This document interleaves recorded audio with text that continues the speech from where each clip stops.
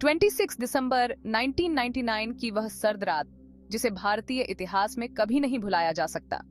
Indian airlines की flight IC 814 Kathmandu से दिल्ली के लिए उड़ान भर रही थी, लेकिन इस सफर ने एक काले अध्याय को जन्म दिया।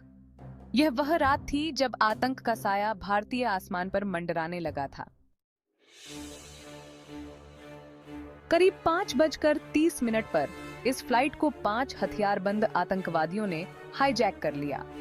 इन आतंकवादियों का मकसद केवल एक था, भारतीय जेलों में बंद उनके साथियों की रिहाई। ये आतंकी संगठन जैश-ए-मोहम्मद से जुड़े थे, जिनकी मांगों ने भारत सरकार को एक कठिन स्थिति में डाल दिया।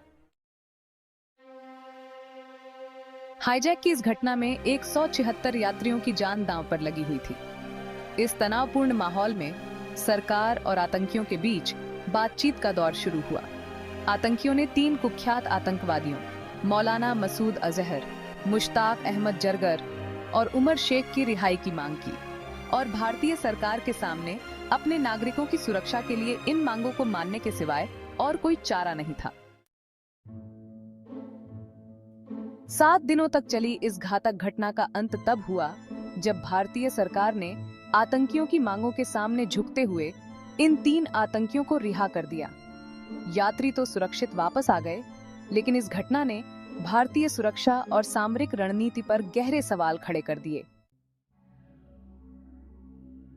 IC 814 का यह हाईजैक भारत के इतिहास में आतंक का वह चेहरा उजागर करता है जिसे हम चाहकर भी नहीं भूल सकते। लेकिन क्या आप जानते हैं कि इस घटना के पीछे की कहानी अब भी पूरी तरह से सामने नहीं आई है?